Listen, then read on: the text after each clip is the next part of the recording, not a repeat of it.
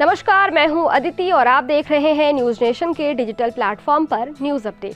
नक्शे पर कश्मीर बेशक भारत के शीर्ष पर है, लेकिन भारत की राजनीति में केंद्र बिंदु बना रहता है।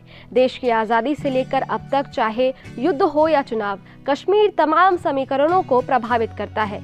अब तो कश्मीर पर विशेष नजर है, क्योंकि धारा 370 हटने के बाद राजनीतिक गोटियां सेट करने के लिए राजनीतिक दल रणनीति बना रहे हैं। खासतौर से धारा 370 हटने के बाद जम्मू और कश्मीर में चुनाव की आहट सुनाई दे रही है। सूत्रों का कहना है कि अगले साल तक या फिर साल 2024 के लोकसभा चुनाव के साथ जम्मू कश्मीर में विधानसभा चुनाव हो सकते हैं। इससे पहले ही भाजपा बड़ी रणनीति बनाती दिख रही है। हाल ही में कांग्रेस से उसके वरिष्ठ नेता गुलाम नबी आजाद अलग हो गए। उसी समय भाजपा के राज्य कोर ग्रुप की गृह मंत्री अमित शाह के साथ बैठक हुई। इसे चुनावी संकेत माना जा सकता है। इसके साथ ही बदला परिसीमन भी राजनीतिक समीकरण बदलेगा। राज्य में विभाजन के बाद लद्दाख और जम्मू कश्मीर दो अलग केंद्र शासित प्रदेश बनने से जम्मू की सियासत काफी बदल गई है। नई विधानसभा में सीटें 83 से बढ़कर 90 हो गई हैं, जिसमें जम्मू क्षेत्र में सीटों की संख्या 37 से बढ़कर 43 और कश्मीर में 46 से बढ़कर 47 हुई है। यानी जम्मू क्षेत्र को ज्यादा सीटों का फायदा हुआ है। ये बात काफी महत्वपूर्ण है, क्योंकि पिछले विधानसभा चुनावों और लोकसभा चुनावों को देखें तो जम्मू में भाजपा काफी प्रभावी दिखी थी, लेकिन कश्मीर में कमजोर। जम्मू कश्मीर के सियासी गणित में नेशनल कॉन्फ्रेंस, भाजपा, पीडीपी और कांग्रेस बड़ी ताकतें हैं। इसके अलावा छोटे स्थानीय दल भी यहाँ की राजनीति को प्रभावित करते हैं।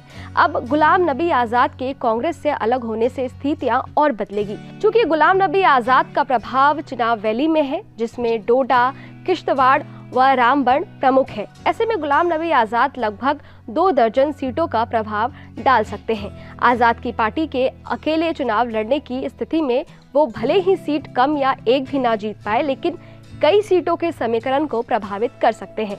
चर्चा ये भी है कि फारूक अब्दुल्ला के नेशनल कॉन्फ्रेंस और आजाद की संभावित पार्टी में गठबंधन हो सकता है। ऐसा होता है तो नए समीकरण उभरेंगे।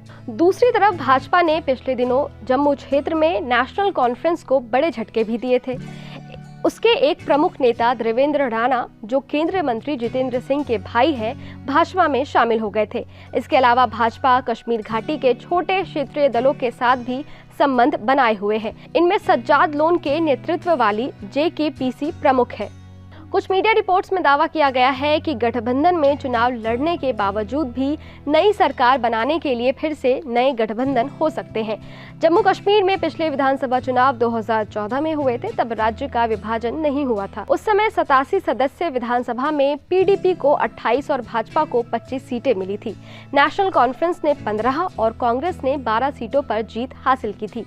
इसके अलावा जेकेपीसी को 2, माकपा को 1 और जेकेपीडीएफ को 1 सीट मिली थी। 3 सीटें निर्दलियों के खाते में गई थी। 2019 के लोकसभा चुनाव में राज्य की 6 लोकसभा सीटों में भाजपा और नेशनल कॉन्फ्रेंस ने 3-3 सीटें जीती थी। इसमें नेशनल कॉन्फ्रेंस के 3 सीटें कश्मीर क्षेत्र में जीती थी, जबकि भाजपा ने 3 सीटें जम्मू और लद्दाख क्षेत्र में जीती थी।